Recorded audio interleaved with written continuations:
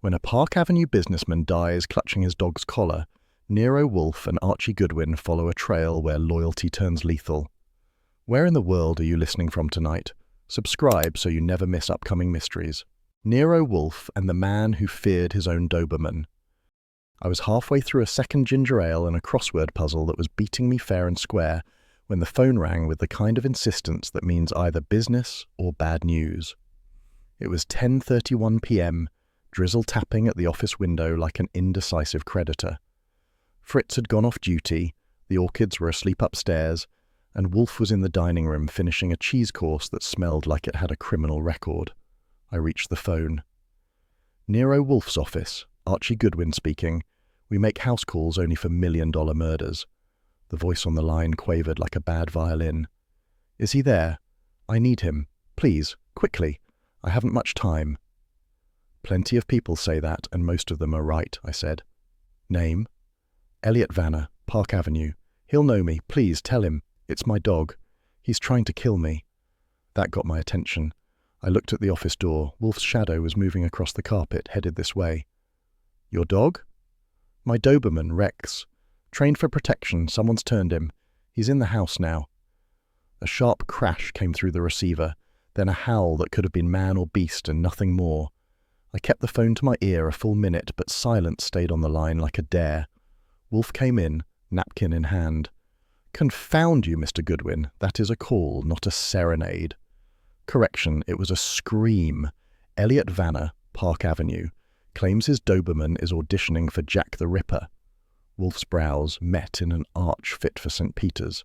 A dog? Phooey. Call Inspector Kramer if you insist on melodrama. He hung up before the dog could, I said, grabbing my hat. Permission to chase the bone?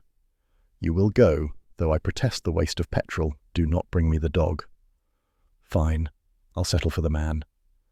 The Heron Coupe's tires hissed along 57th through a film of wet light. Manhattan had washed its face but forgotten to shave. When I pulled up at Vanner's address, a limestone tower with a doorman who looked embalmed in brass buttons, the street was already strobing with red and blue. So much for beating the cops. The lobby smelled of marble polish and panic. A uniform stopped me at the elevator. You can't go up, mister. Homicides? I showed my license. Archie Goodwin, operative. Tell Kramer I'm his favorite headache. That got me waved through, plus a dirty look that could have curdled Fritz's hollandaise.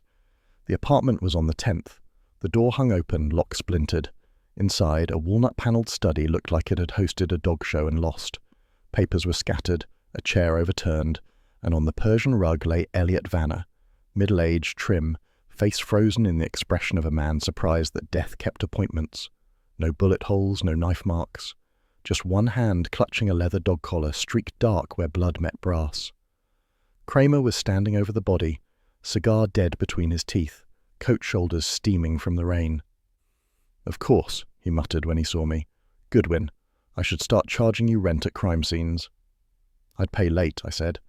You get the call before me? He grunted. Neighbor heard a racket. We got here 5 minutes ago. You following me around or what? Professional coincidence. Wolfe took a call from this guy a minute before he bought his ticket. Kramer's eyebrows climbed. He talk? Long enough to mention the killer's name, Rex. 4 legs, sharp teeth, no alibi. Pearlie Stebbins, crouched near the rug, looked up. You cracking jokes about a dead guy, Goodwin? Only small ones, I said. Keeps the blood from clotting. I squatted beside Vanner. The collar had an engraved plate. Rex, property of Vanner Import Company.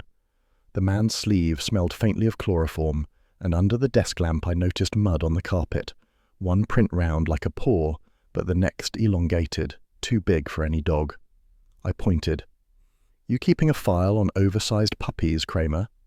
He bent down, frowned. Boot print? Maybe. Or a human trying to fake a canine exit. Stebbins muttered. You see any dog? No, but if one comes back, I'm first out the window. Kramer stood, working his cigar like a crank handle. What's Wolfe got to do with this?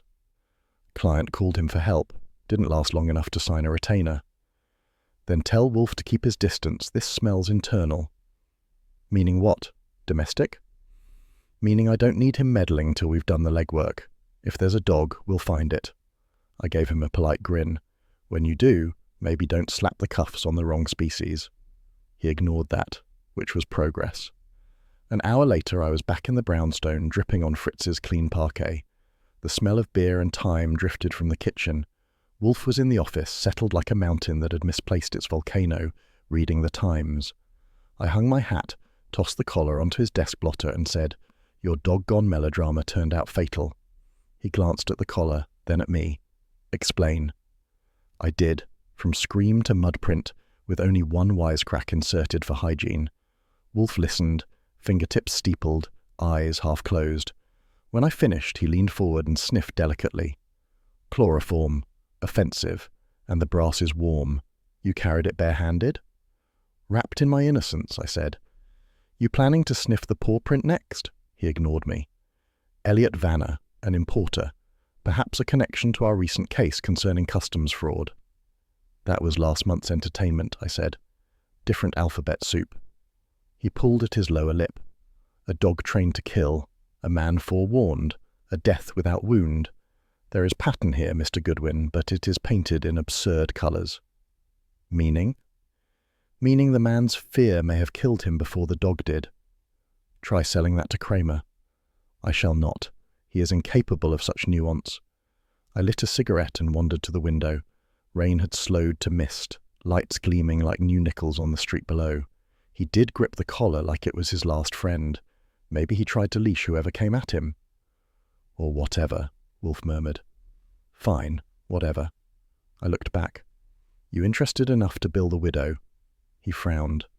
"You presume she will consult us?" "She will. Women married to scared men usually need someone else to do the thinking." He didn't like that, but he didn't contradict me either.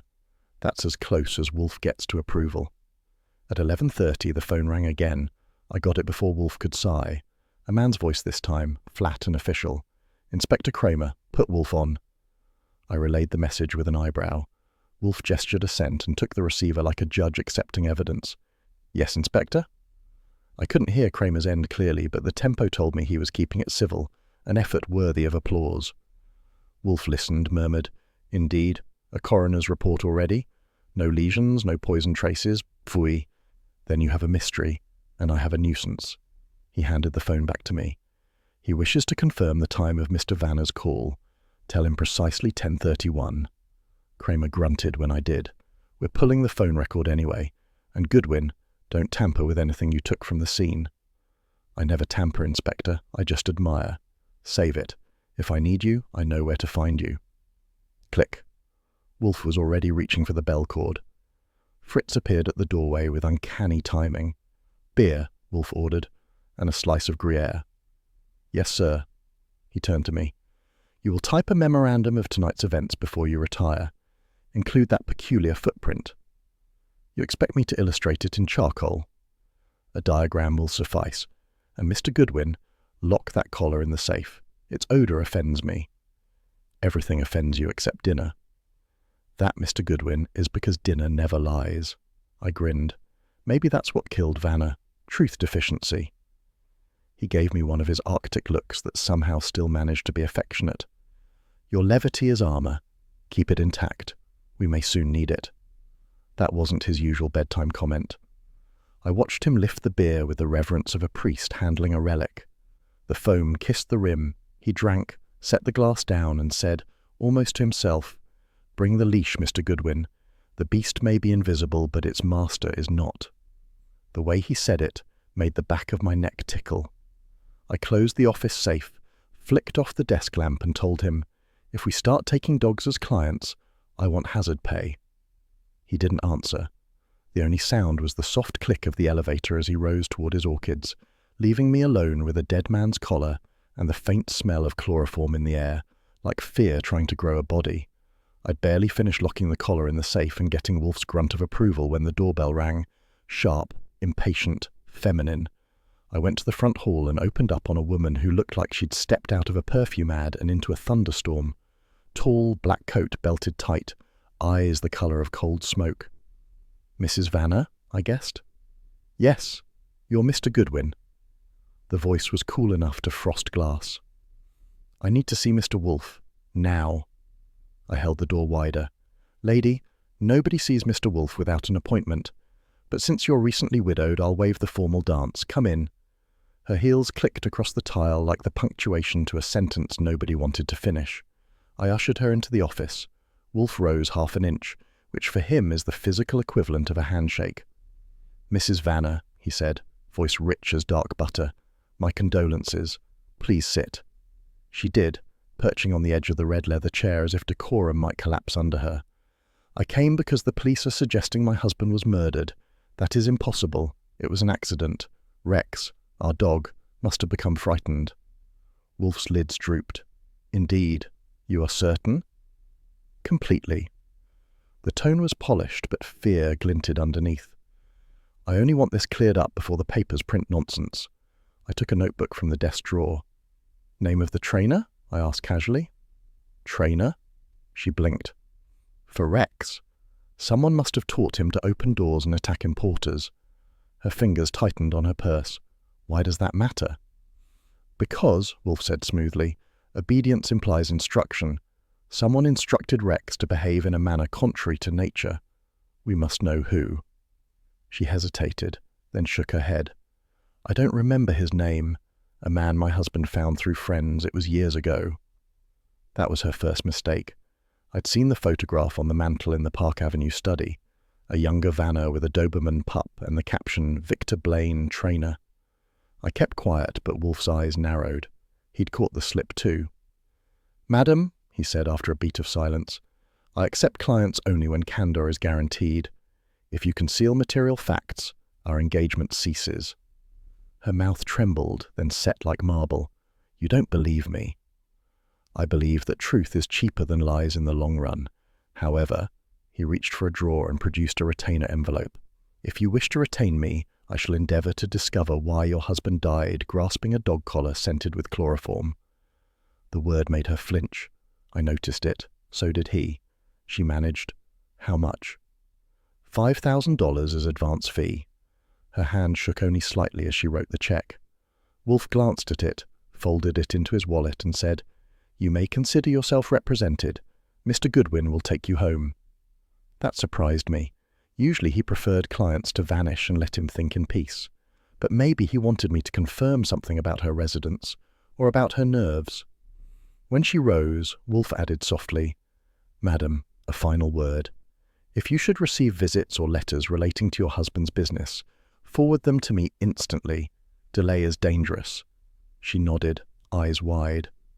"I understand." I escorted her to the door. In the hall light, her beauty looked sharper, like a knife you'd forgotten was in the drawer. "Cheer up," I told her.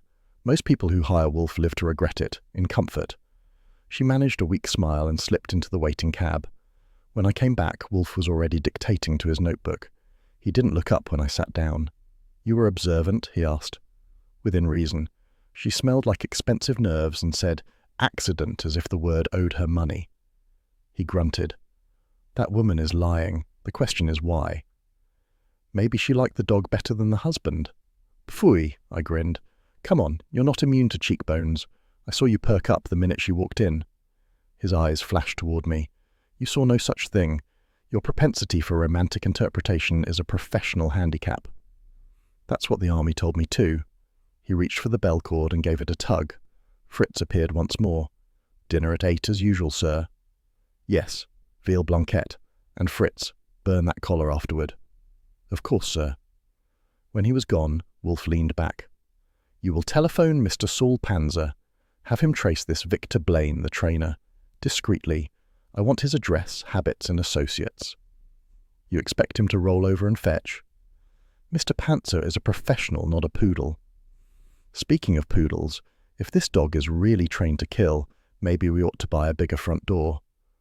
Wolfe ignored that and opened his eyes a fraction wider, which in his case was emotion. "Archie, observe the pattern. A businessman engaged in imports, a trained animal, a wife who lies, and chloroform. These elements compose a design. The question is whether the artist signs it in blood or in ink." "Preferably ink," I said. "Blood's hard to file." He closed his eyes. "That will be all until dinner." I took that as a dismissal and headed for the typewriter. While the keys clacked, I kept seeing the widow's face and the way her fingers tightened when Wolfe mentioned chloroform. Maybe she'd known the scent from something besides crime. Beauty like that never travels alone. It always brings secrets for luggage. Half an hour later, I carried the typed memo to his desk. He read it in silence, then said, "You are competent when you choose to be. Thank you." That was as close to a kiss as he gets. I was about to head out for a sandwich when the phone rang again. Wolfe lifted a finger. "Answer it." I did. "Goodwin." A voice that belonged to Saul Panzer said, "Got your message. Name's Victor Blaine. Address Hell's Kitchen, West 49th. Runs a training joint for guard dogs and worse. You want me to go tonight?" "Make it early morning. Less chance of fangs." Wolfe took the receiver. "Proceed with utmost care, Saul. If Mr. Blaine trained a killer, he may be one. Report to Mr. Goodwin by noon." He hung up, settled back with his beer and said, "This case is already too noisy. We shall muffle it with competence." "Fine by me," I said. "Only don't expect me to muzzle a Doberman." He gave me a look of heavy tolerance. "Archie, if you find yourself cornered by a beast, remember, speak softly. Men and dogs alike resent sarcasm." "I'll try it your way if you promise to stay out of kennels." "An easy promise. Now leave me. It is 4 minutes past 6. My orchids require me." He rose, massive and measured, and moved toward the elevator. I watched him disappear behind the grate, the motor whirring like a closing sentence. The office fell quiet except for the rain starting up again on the windows. I looked at the first collar's ashes in the fireplace and wondered if fear had a scent the same as chloroform. If so, Mrs. Vanner had been breathing it for years. I poured myself a ginger ale from Fritz's tray, toasted the empty room and said aloud, "Here's to loyalty. May it never learn to bite." Then I went back to my desk and waited for the next growl to come over the phone. The last place in Manhattan I expected to talk about pedigree dogs was a basement under 10th Avenue that smelled like burned coffee, wet concrete, and bad decisions. The sign above the stairway read Metropolitan Guard and Kennel Club, but from the look of the crowd smoking outside, guard was the only honest word. Saul Panzer had given me the lead that morning, and when Saul says a man's hiding here, you can take it to the bank, even if you'd never want to cash it. I parked the Heron 2 blocks off, straightened my tie for the illusion of class, and stepped inside with my best impression of someone looking for trouble and willing to pay retail. The room was long, low, and alive with noise. Cages lined one wall. The animals inside paced, growled, and stared at me like unpaid creditors. A half-dozen men in undershirts argued about feed prices over a card game. I spotted my quarry at the far end, Victor Blaine, the trainer. Thin, wiry, his face sunken enough to store shadows and hands that wouldn't stop twitching. He looked up when I approached. "We're closed," he said, then opened for me. "I'm in the market for a guard dog, something with teeth and no morals." He blinked, his pupils tight. "You come recommended?" "By fear itself," I said easily. "I heard you trained a Doberman named Rex. Mean streak a yard wide. I could use one like that." The cigarette in his hand shook ash down his sleeve. "Rex was a special case. Don't ask me about him." "That's a shame," I told him. "He's been making the papers. His last employer just expired." His throat worked. "I had nothing to do with that." "Maybe, but he died holding one of your collars." Blaine's chair creaked. "I told them I don't know where that dog went. A private job, paid in cash, picked up 6 months ago by a man with a government badge." I leaned closer. "What kind of badge?" He started to answer, and jerked like someone had yanked a wire from his spine. The sound was small, a hiss, but the way his hand went to his neck told me it wasn't indigestion. He slumped sideways, eyes glassy. A sliver of metal no bigger than a match head stuck from the skin under his ear. I hit the floor, rolled behind a crate, and drew my gun. The cage dogs were in full chorus now, barking and throwing themselves at the bars. Outside, a car engine revved once and faded. When I looked back, Blaine was gone to wherever people who train killers go. The dart gleamed wetly. I took out my handkerchief and plucked it loose, careful as a watchmaker. The casing was stamped with a tiny oval mark, letters I couldn't read, maybe Cyrillic. I dropped it into an envelope from my breast pocket. That's when the footsteps came, and with them the smell of cigars and frustration. "Goodwin," growled Inspector Kramer from the doorway, his hat brim dripping rain. If I ever get a day when you're not at the scene of a fresh corpse, I'll take the afternoon off. Then call in now, I said. The man fainted from lack of conversation. Cut the comedy, he waved Stebbins inside. Secure the area. You touch anything? Only my nerves. I held out the envelope. You'll want this. It's the dart that killed him, unless Hell's Kitchen started using tranquilizers for heart attacks. Kramer took it, squinting. Foreign make, he muttered. You see who fired it? Just a noise, a flash maybe. My eyes were full of dogs. He grunted, then knelt beside the body, jaw working like a man chewing over more than tobacco. So, first Vanner, now his trainer. You figuring to make it 3, Goodwin? I try to keep the average down, I said. Stebbins snorted from behind a crate. You ask me, this guy was spooked long before you got here. Maybe he did himself in. With a dart to the neck? Sure, I always shoot myself from 6 feet away. Keeps the surprise fresh. Kramer rose, brushed off his knees and looked at me. You were following up for Wolfe. Guilty. Mrs. Vanner hired us. Wolfe likes dogs about as much as rain in his beer, but he's interested in this one. Tell Wolfe to stay interested from a distance, Kramer said, voice even. 2 deaths in 2 days connected to this animal. I'll get the DA breathing down my neck soon enough without him complicating things. He doesn't complicate, I said. He clarifies. Yeah, Kramer said dryly, like a stick of dynamite clarifies a safe. Stebbins interrupted. Found something, Lieutenant? He held up a folded paper from Blaine's coat. It was a bill of lading for Vanner Import Company, stamped cleared, Port Authority. Kramer pocketed it without comment. I lit a cigarette. You notice how that company keeps wagging its tail every time someone dies? Kramer's eyes narrowed through the smoke. You notice how I could book you for interfering with a police investigation? You could, I said pleasantly, but then you'd have to fill out forms while the guy with the dart gun gets away. For a second I thought he'd explode. Instead, he grunted again, the Kramer version of surrender. All right, Goodwin. You stay out of my way, but keep your ears open. If Wolfe learns anything solid, he calls me direct. Sure, I said. I'll tell him you're feeling friendly. He gave me a look. Don't push it. Then to Stebbins. Get the body to Bellevue, priority. Toxicology. I watched them go. When the door slammed, the dogs quieted, as if the law had sucked the oxygen out of the room. I stood there, flicked ash into a puddle, and felt the quiet settle. Wolfe would want every scrap of detail, and I didn't envy him the smell that would come with this particular report. Still, by the time I got back to 35th Street, I talked myself out of calling it a waste of shoe leather.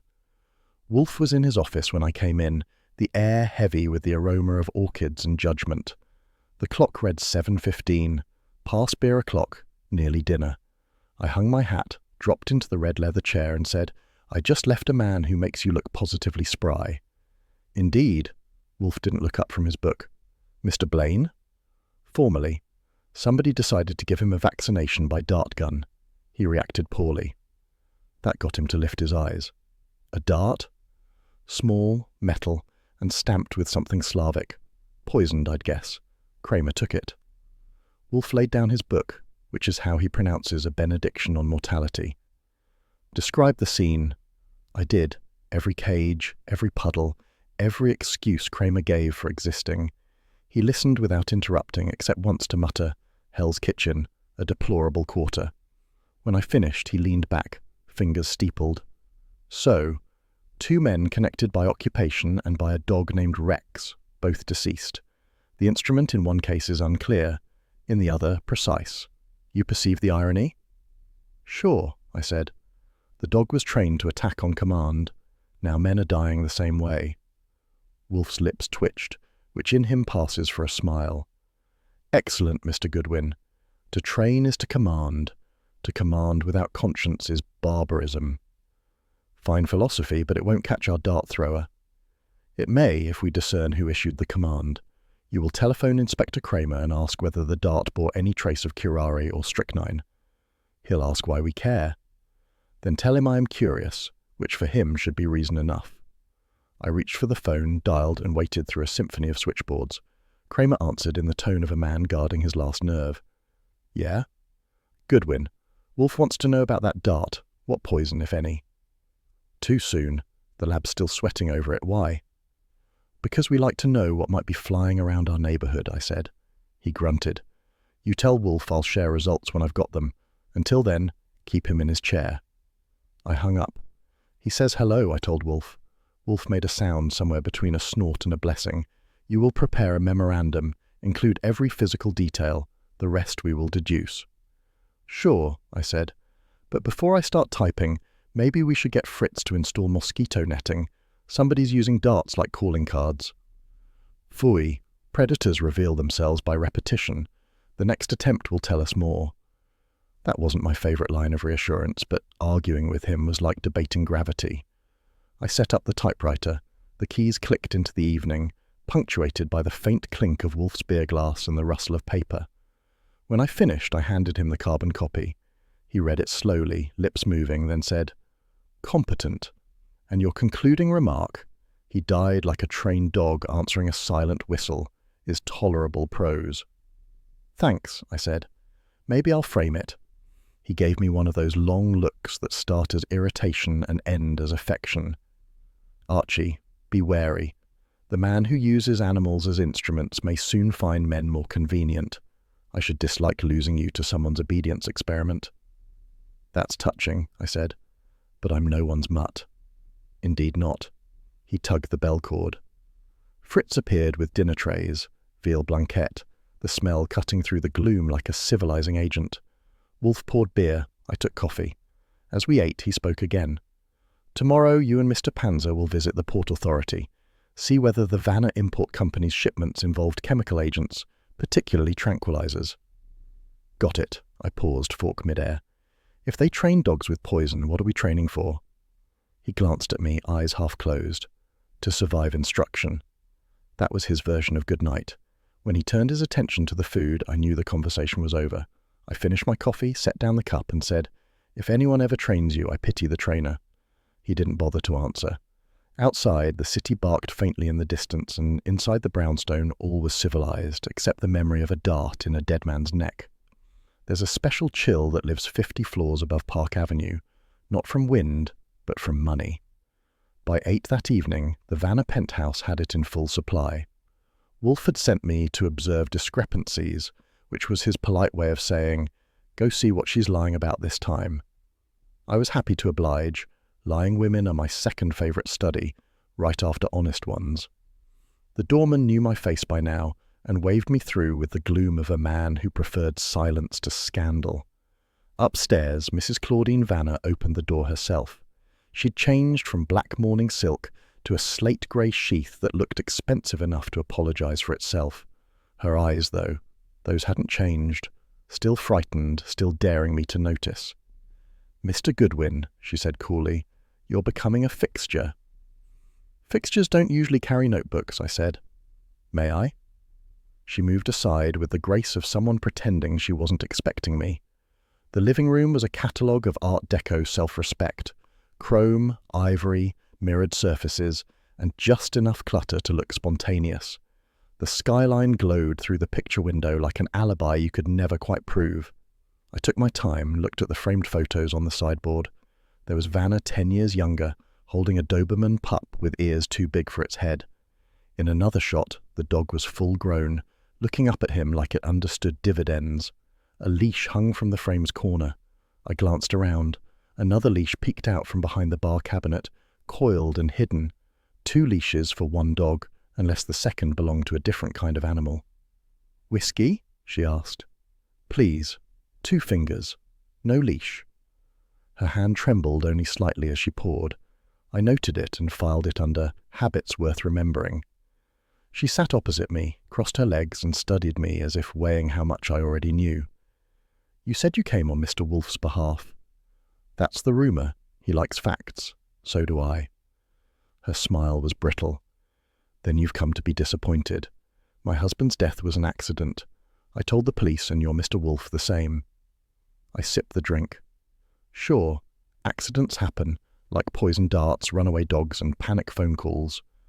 The faintest twitch flickered at the corner of her mouth. "You think Rex did it? That's absurd. He was gentle." "Lady, Dobermans aren't born gentle or vicious. They're trained." "I know that," she snapped, then recovered too fast. I only meant he was never supposed to be dangerous. Supposed to be? I asked, casual as lunch. She blinked once, cursed herself silently, and looked away. The silence stretched, thick as carpet. I set my glass down. Where's the dog now? I don't know.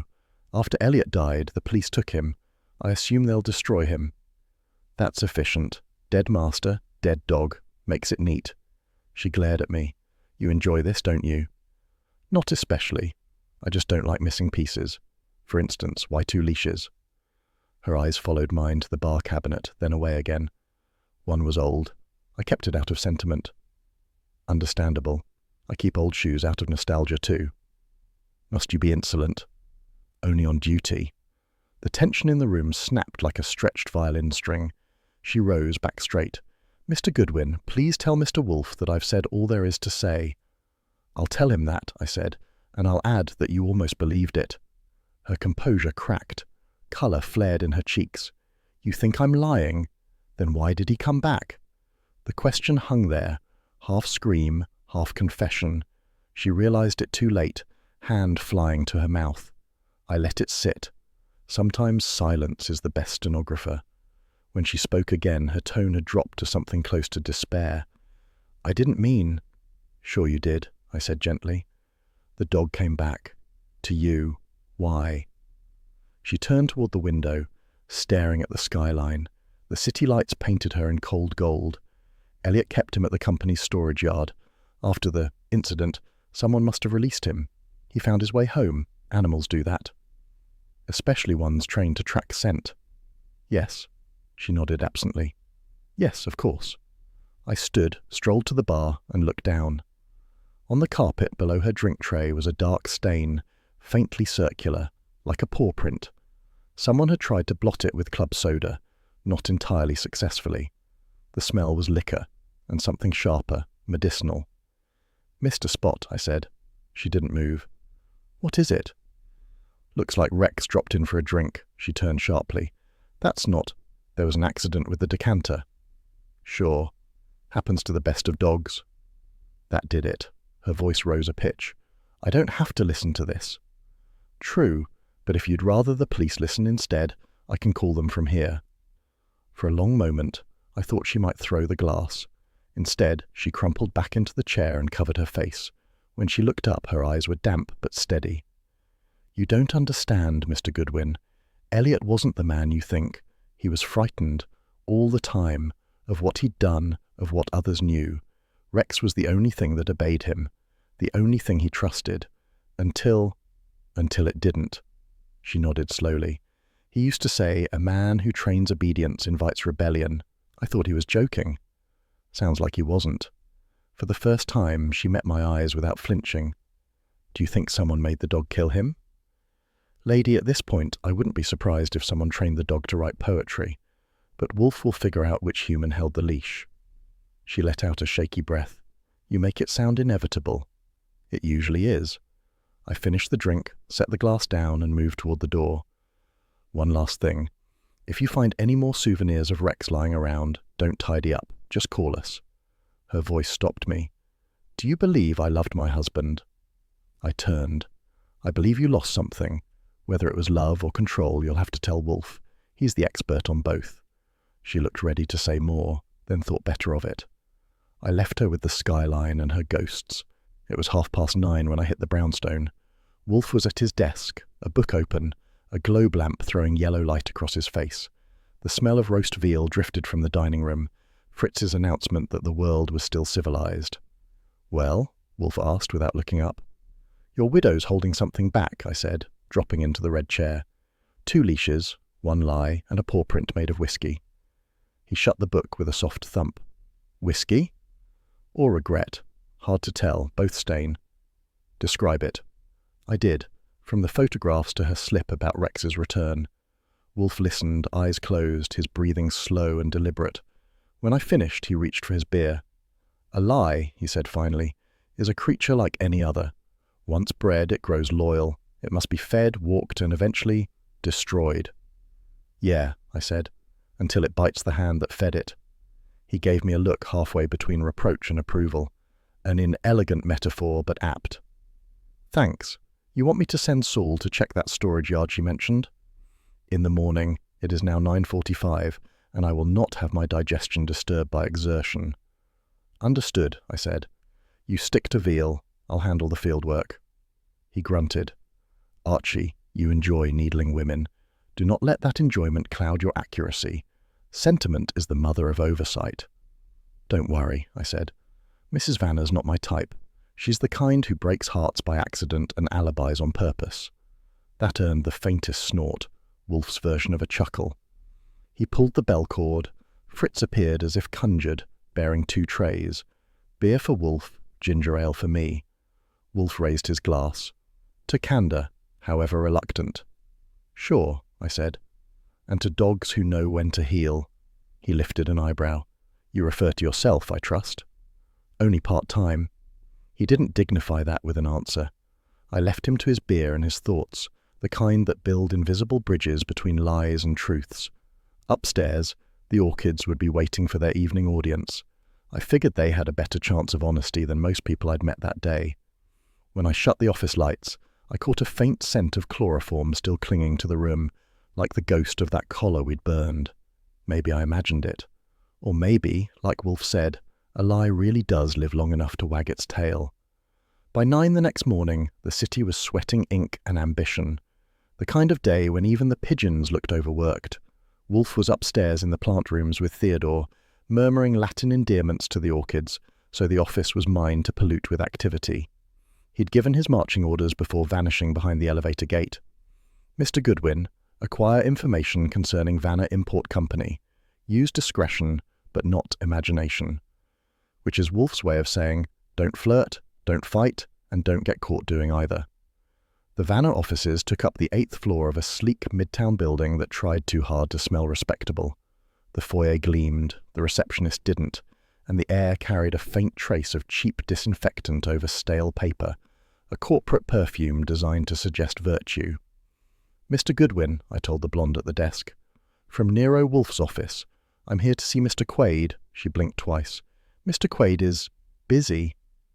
Sure, I said, but he'll want to be busy with me. It's about the late Mr. Vanna. That got me a pause long enough for a phone call and a reluctant nod. Through the door on your left. Milton Quaid looked exactly like the sort of accountant who could make numbers nervous. Middle-aged, damp forehead, spectacles clinging to the tip of his nose. He sat behind a mahogany desk with too many pencils and not enough courage. His suit was the corporate equivalent of camouflage, grey, forgettable, and badly ironed. He offered a limp hand. You're, Mr. Goodwin? Guilty. You're Mr. Quaid, keeper of ledgers and secrets? He swallowed. I keep books, not secrets. Then let's start with the books. Mr. Vanna died holding a dog collar. The tag said, property of Vanna Import Company, so either you're in the canine trade or your stationery's got a sense of humour. His fingers twitched.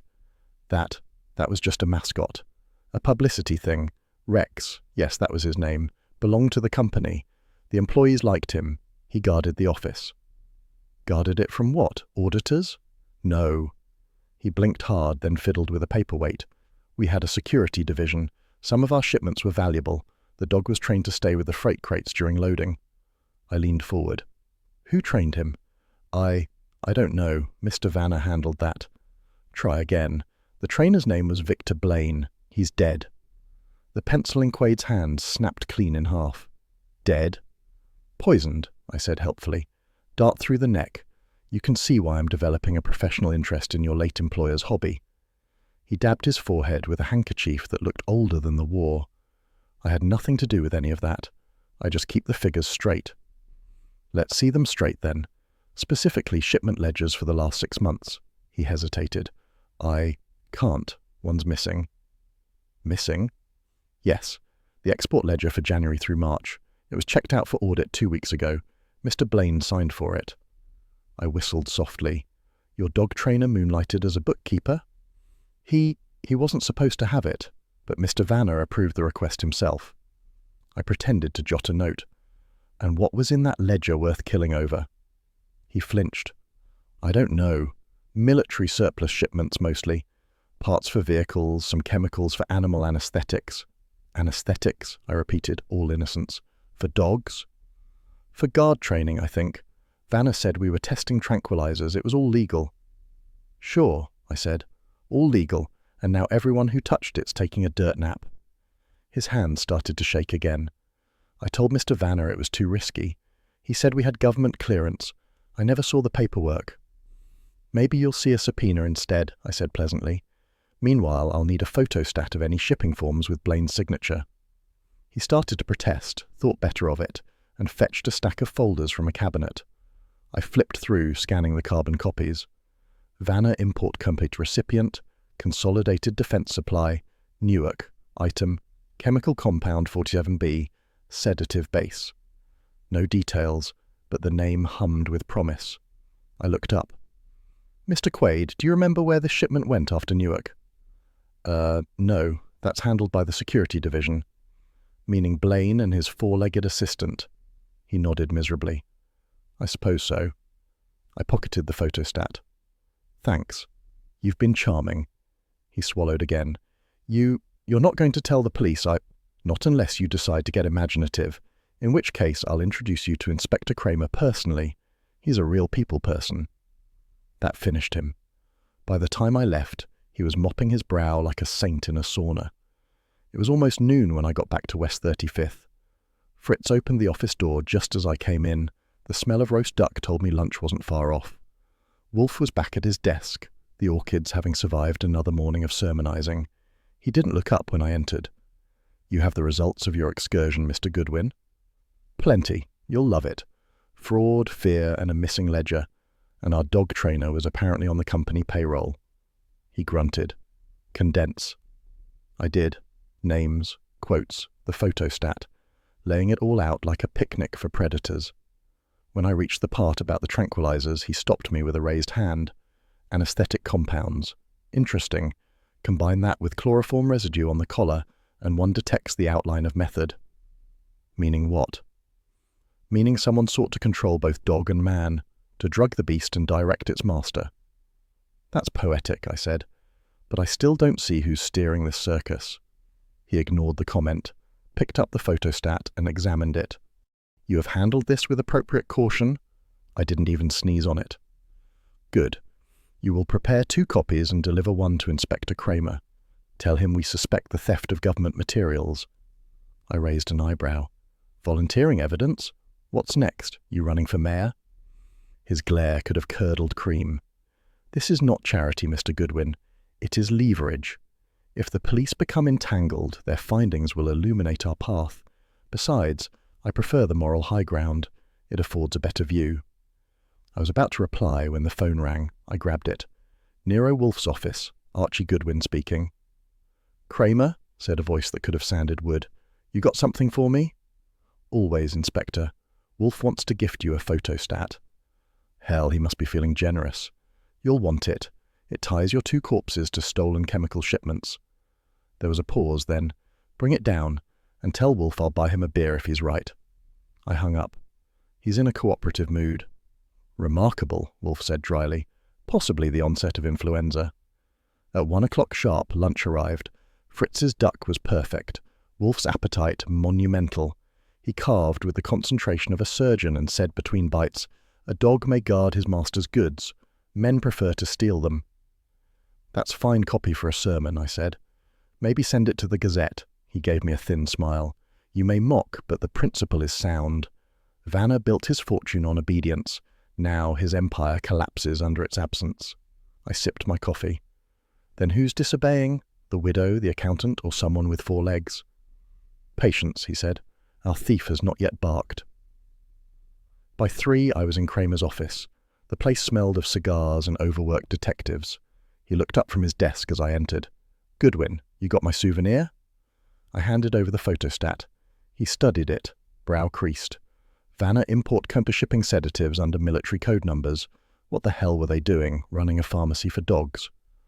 Your guess is as good as mine, but Wolfe thinks it ties to the killings. Kramer snorted. Wolfe always thinks everything ties to everything. Maybe he's right this time. Blaine signed out the missing ledger. That ledger disappears. He ends up with a dart in his neck. Coincidence? Maybe. Or maybe your dog theory is making you chase your tail. He lit another cigar, puffed twice, then sighed. Look, Goodwin, I'll run the serial numbers. If they trace to defense stock, we've got ourselves a smuggling racket. But if Wolfe's wasting my time— He's not, I said. He's conserving yours. That got a reluctant grunt. All right. Tell him I'll wait for his report. Progress. In our line, that counts as affection. Back at the brownstone, Wolfe was dictating notes to a yellow legal pad when I returned. He stopped long enough to ask. He was receptive. As much as a man with a cigar for a heart can be, he'll check the serials. Excellent. Wolfe leaned back, eyelids heavy. The pieces converge. Government materials, chemical sedatives, a trained animal. Mr. Vanner's company transported something illicit, cloaked under patriotic contracts. And whoever's behind it is cleaning up the witnesses. Precisely. He tugged the bell cord. Fritz appeared with afternoon beer.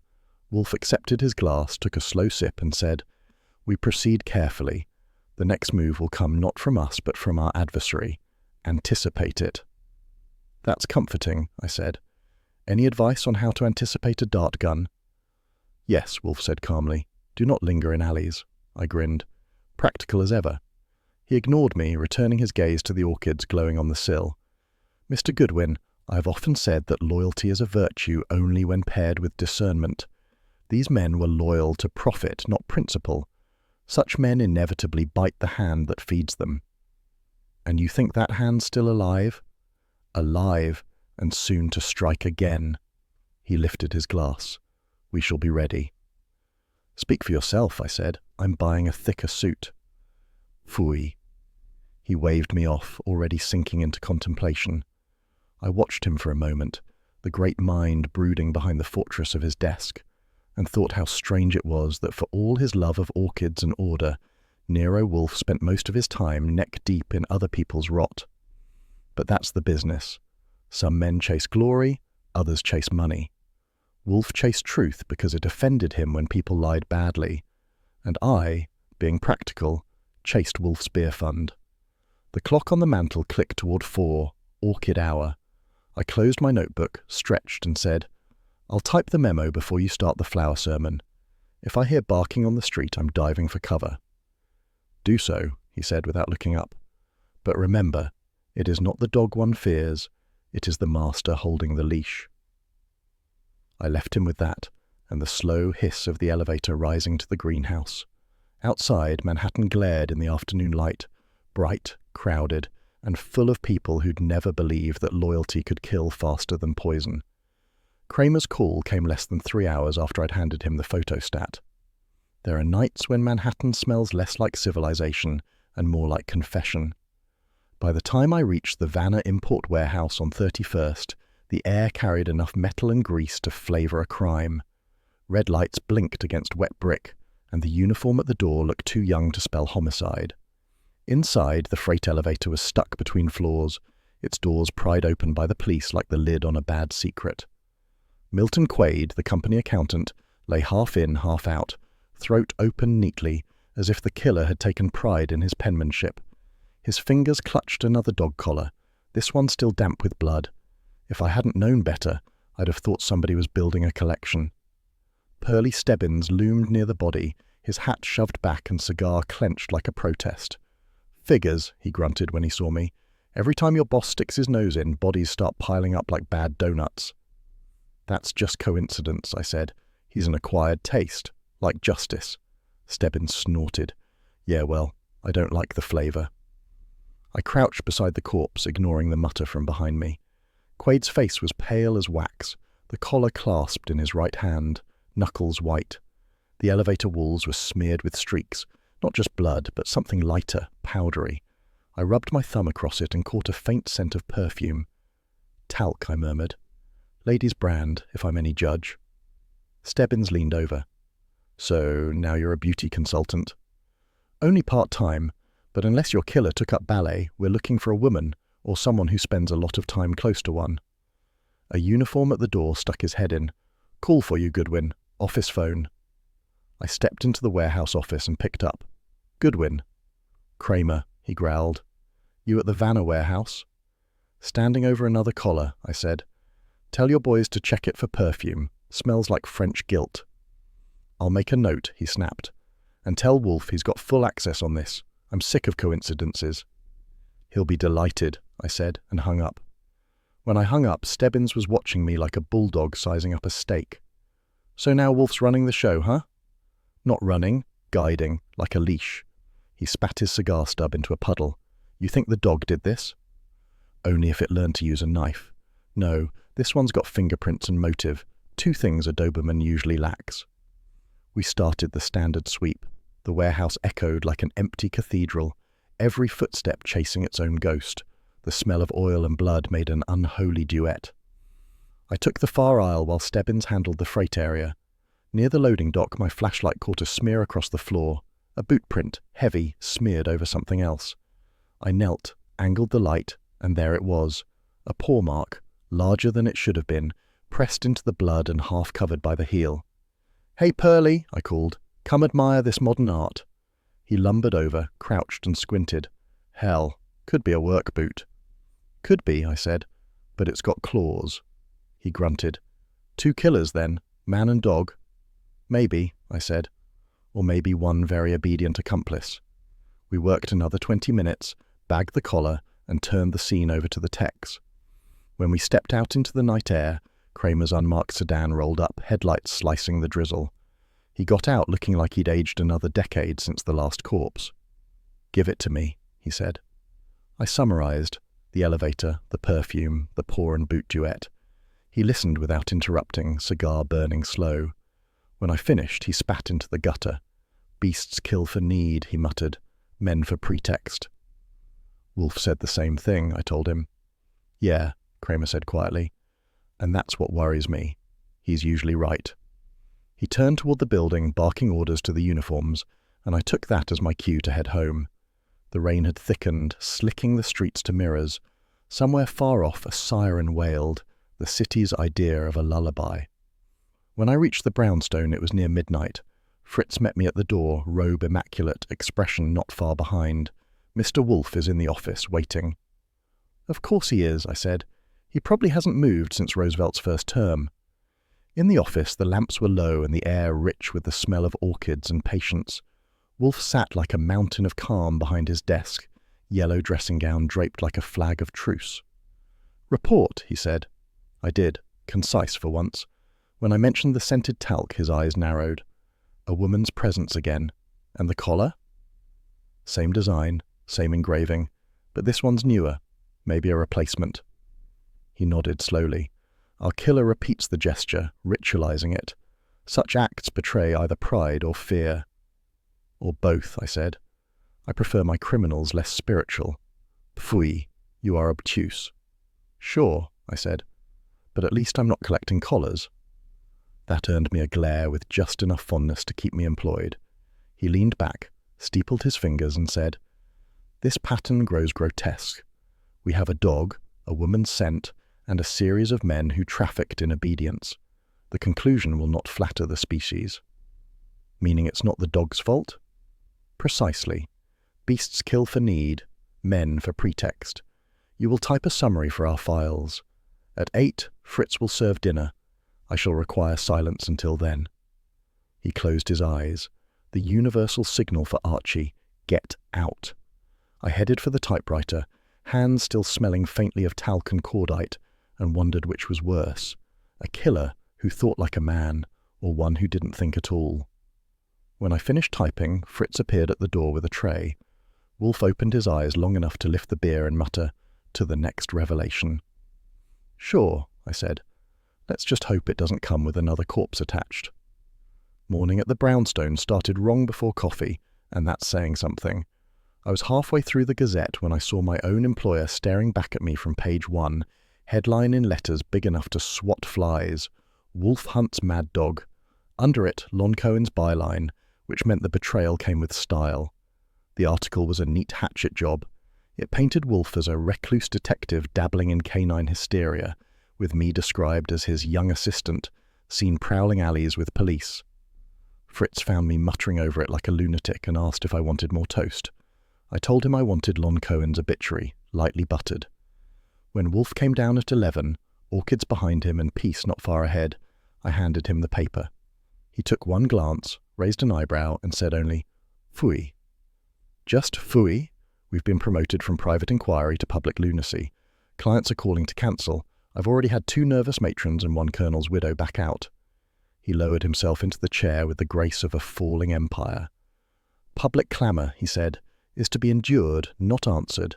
We proceed as we must." "That's poetic," I said, "but if the Gazette keeps calling you a dog hunter, we'll be eating Fritz's leftovers without the Fritz." He ignored that, reached for his beer, and rang the bell.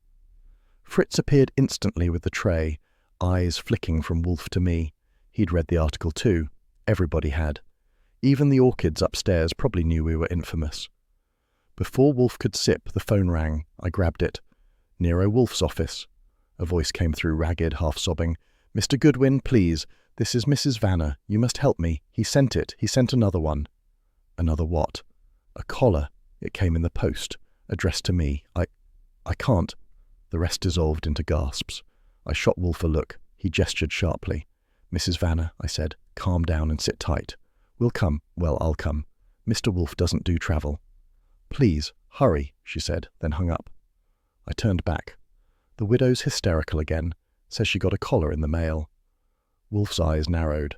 "Describe her tone." "About 2 octaves above reason." "Then it is genuine. Retrieve it. Do not allow the police to seize it first." I got my hat. "Sure. You want me to bring back a souvenir? Maybe a leash to match?" He glared. "Archie, enough." There was a note under the irritation, the kind he used when worry tried to wear a disguise. I knew better than to needle it further. As I turned to leave, he added, "Be cautious. The hounds are turning." By the time I reached the Vanner penthouse, the building was vibrating with gossip. The elevator boy recognized me and said, "Paper says your boss went nuts." "Paper also says spinach makes you strong," I told him, and rode up. Claudine Vanner opened the door in a dressing gown that could have stopped traffic. Her face was pale, eyes bloodshot. On the table lay the evidence, a brown envelope, unsealed, the faint trace of perfume rising from it like guilt in vapor form. Inside, nestled on white tissue paper, was a black leather dog collar. The same make, same engraving, property of Vanner Import Company. "Did you touch it?" I asked. "No, I couldn't. I saw the writing on the envelope and—" She broke off. I examined it. The handwriting was blocky, impersonal. But what caught me was the watermark, faint but visible when I tilted it toward the light, a V-shaped crest with the words Vanner Import Company woven into the pulp. Corporate stationery. "Someone's raiding the company closet," I said. "Any idea who still has access to these envelopes?" She shook her head. All the office mail was handled by Mr. Quaid. "Quaid's not handling much of anything these days," I said gently. "Think harder." She sank into the couch. There were others, suppliers, foreign clients, I don't know. "Please, Mr. Goodwin, I can't take much more of this." "Then do as you're told," I said. "Don't leave town, don't talk to reporters, and don't open anything with a return address." Her laugh was short and bitter. "What if he comes himself?" "Then lock the door and bark loudly." That got a ghost of a smile. I sealed the envelope in my briefcase and left before the tears came back. Back at the brownstone, the atmosphere could have been sliced with a butter knife. Wolfe sat motionless, curtains drawn, the Gazette folded beside him like an insult he refused to answer. I placed the envelope on his desk. He sniffed once. Perfume. Light floral. Expensive. Not hers. I'd have noticed. He nodded. "And the watermark?" "Company issue. Whoever sent this had access to Vanner's supplies." Wolfe's eyes glittered. The act is both taunt and warning. Our adversary grows reckless. Reckless enough to use stationery with their name on it. That's either arrogance or stupidity. "Or both," he murmured. "A dangerous blend." I started pacing. Lon Cohen's story has the whole city laughing. Kramer's probably drowning in memos. We're the circus act of the week. "Mr. Cohen," Wolfe said coldly, "is a journalist, not a friend. His coin is attention. Let him profit." "Fine, but the wolves are at the door and you're acting like it's Tuesday tea," he sighed. "Archie, when I am silent, it is not peace. It is siege. The enemy will err first. They always do." That calmed me, a little. I sat down, watching him study the envelope with the detached interest of a man examining a chess piece about to fall. He lifted it delicately with his pen, turned it in the light, and smiled thinly. Note the crease here. It was opened, then resealed. Someone wished the widow to believe herself haunted while concealing their own anxiety. Then maybe we mail them something back, a subpoena. He gave me a glare that might have wilted lesser men. Restraint, Mr. Goodwin. Sure, I said. I'll restrain myself to coffee. Fritz appeared at the doorway just then. No bell, no sound, just his Swiss timing. Lunch is ready, gentlemen? Not now, Wolfe said. We dine at 1. It is 1, Fritz said mildly. Wolfe blinked, checked his watch, and looked faintly offended by time itself. So it is. Very well. As they vanished toward the dining room, I lingered by the desk, staring at that cursed collar. The faint perfume was still in the air, sweet and mocking. If the story in the paper had turned the city against us, this little gift had turned the case against reason. I jotted a note for the file. Envelope, Vanna import watermark, scent, rose and powder, sender, unknown, confident. When Wolfe returned 20 minutes later, looking restored by duck and beer, he said, "You will telephone Mr. Cohen." To thank him for the publicity? To remind him, Wolfe said smoothly, that dogs bite. I grinned. Happy to deliver the warning. Want me to growl a little for emphasis? He shut his eyes, exhaled through his nose. Archie, please. Right, I said. No barking before dinner. But, as I called Lon Cohen's office, I couldn't help thinking that for all Wolfe's calm, something in him had gone very still, like a man listening for footsteps outside a locked door. When Wolfe goes quiet, it's not peace, it's siege. By late evening, Saul's digging had paid off. He'd traced one of the Vanna chemical shipments and Blaine's old contracts to a shuttered boarding place on the river, Riverside Kennels. So that's where we went. There's a special kind of fog that hangs over the Hudson after midnight, the kind that makes even the rats move quietly. Saul Panzer and I were parked in his battered coupe under the ghost of a street lamp, the Riverside Kennels sign swinging overhead like a noose that hadn't realized the job was done. Saul, as usual, was chewing the silence like gum. I'd have preferred coffee or a brass band, anything that made less noise than his patience. "You sure this is the place?" I asked. He nodded toward the padlocked gates. "The trail ended here. Perfume, chloroform, and fear. That's a rare mix." I gave him a look. "You're getting poetic. Wolfe's rubbing off." He shrugged. "I'll buy him a dictionary later. You ready?" We hopped the fence like a couple of middle-aged burglars who should have known better. The fog swallowed us whole.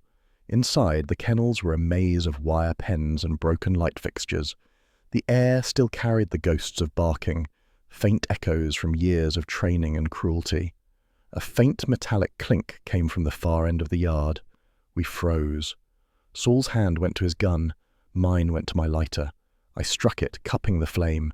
It flickered over a long, low building, the old training hall. The door hung half open. "Ladies first," I said.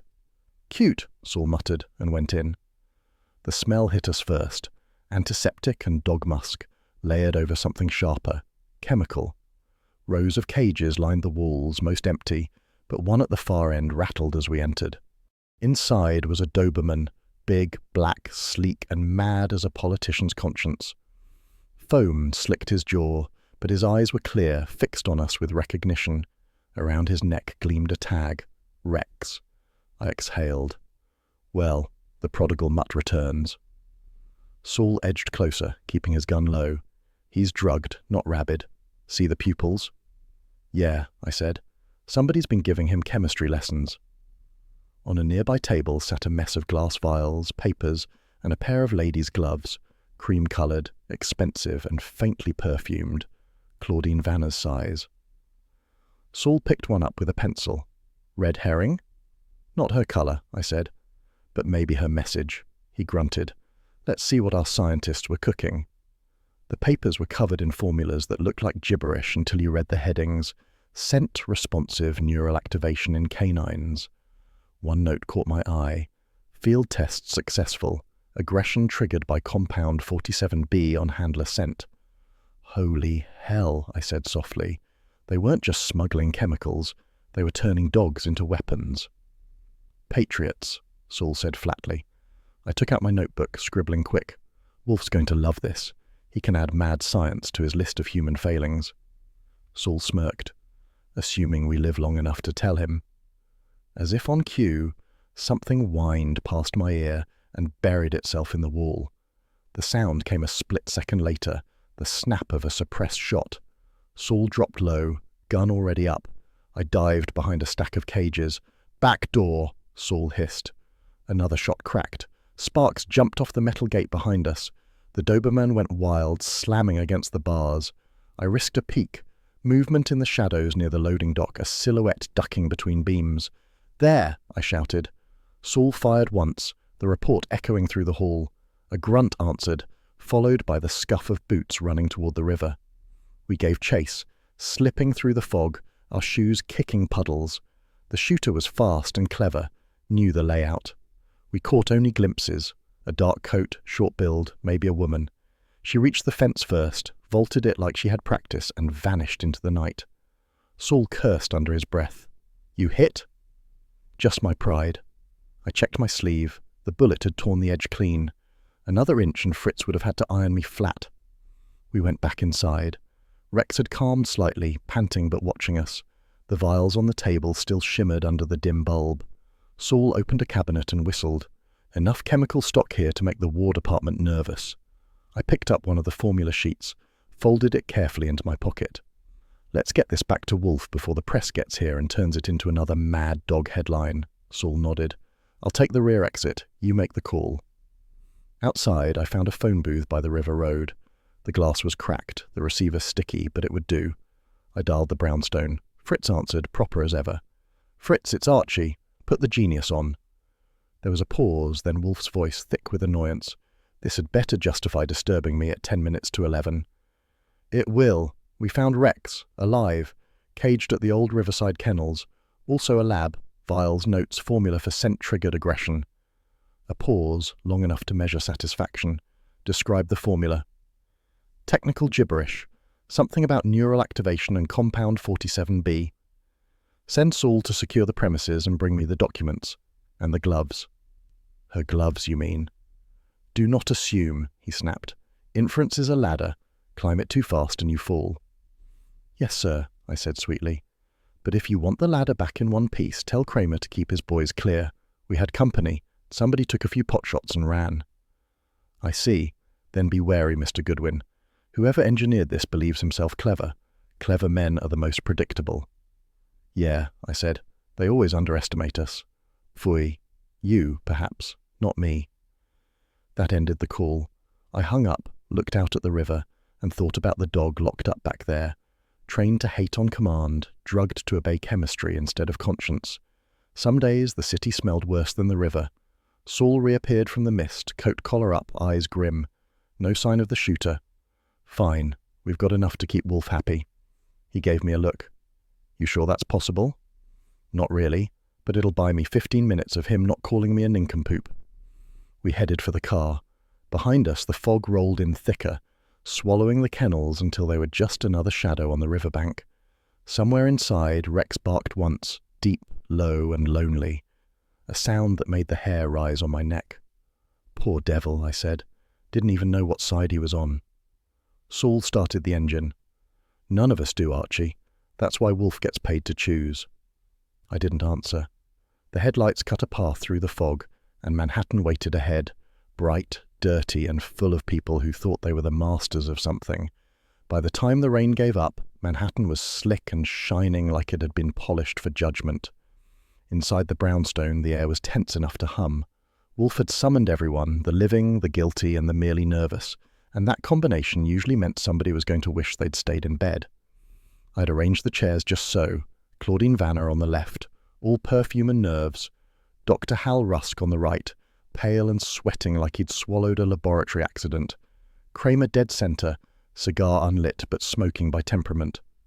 Wolfe sat behind his desk, the light from the orchids casting faint purple across his bulk, making him look like a Buddha who'd lost patience with enlightenment. Fritz entered with the tray, balancing it like a sacrament, coffee, cups, and sugar in perfect formation. He served each of them as though the liquid carried absolution. Wolfe waited until Fritz withdrew, then said, "Good evening." No one answered. He folded his hands. "We are met," he said, "to resolve the intolerable confusion surrounding 3 deaths, those of Mr. Vanner, Mr. Blaine, and Mr. Quaid, and the moral stench that has followed them." Claudine flinched at the word stench. Rusk shifted, the sound of his sleeve whispering like guilt trying to keep quiet. Kramer rumbled, "Wolfe, if you've got something, make it quick. The DA wants answers before morning." "You shall have them," Wolfe said. "But permit me the luxury of precision. This case began with the death of a man and the loyalty of a dog. Mr. Vanner, a businessman of elastic integrity, used his import firm as a conduit for chemical shipments under military contracts.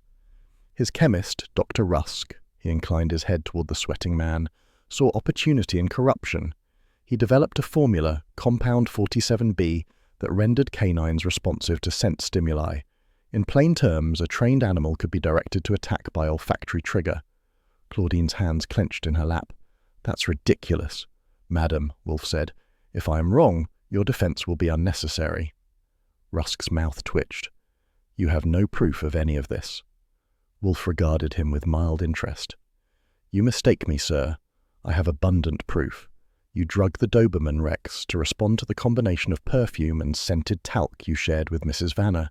You then used that conditioned response to destroy your employer, a convenient act that eliminated both a business obstacle and a husband." Rusk half rose from his chair. "That's a lie." Kramer's voice cut in like gravel. "Sit down, Doc." He did, barely. Wolfe continued, unhurried. "When Mr. Blaine, the trainer, realized what had occurred, you silenced him at the kennels. Mr. Quaid, the accountant, became suspicious and demanded his share. You silenced him too. Each time the pattern was repeated, the collar left as mockery, the scent as signature." Kramer grunted. "And you can prove all that?" "I can demonstrate it." Wolfe gestured toward me. "Mr. Goodwin." I got up and crossed to the cabinet, drawing out the small vial, the same one that had nearly had me for lunch during our experiment. I set it on Wolfe's desk. The room's air seemed to hold its breath. Wolfe said, "This is the formula that married obedience to murder. Mr. Pantzer retrieved the Doberman from Riverside Kennels.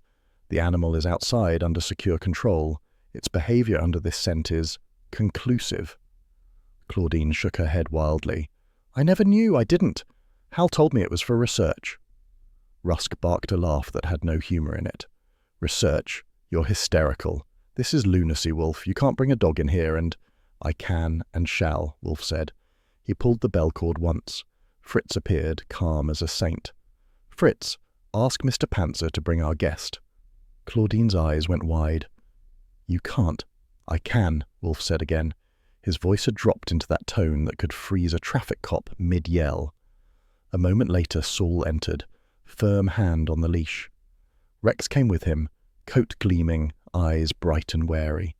The room contracted around the dog. Even Kramer leaned back a little.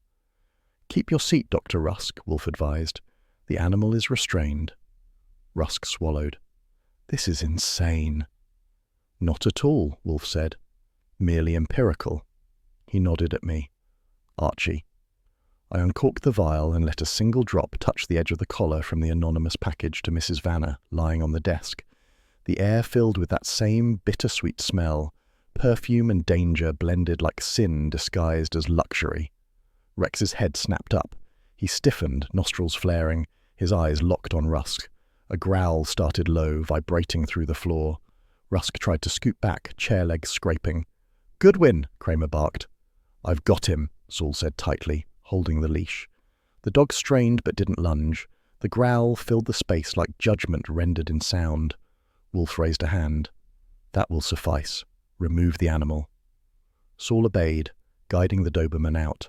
Silence fell, the kind that's louder than shouting. Wolfe looked at Rusk. "You see, sir, the creature remembers. It remembers what you taught it to hate. Scent, once married to blood, does not forget." Rusk's face had gone grey. "You staged that." Kramer rose, slow and heavy. "You can explain it downtown." "No," Rusk blurted. "You don't understand it. It was research. They wanted military applications. I didn't mean—" Claudine covered her face. "You killed him, Hal. You killed them all." He turned toward her, desperate. "You helped me," she sobbed. "You said it was safe." Kramer's voice sliced through the storm of words. "That's enough. Dr. Rusk, you're under arrest for 3 counts of murder."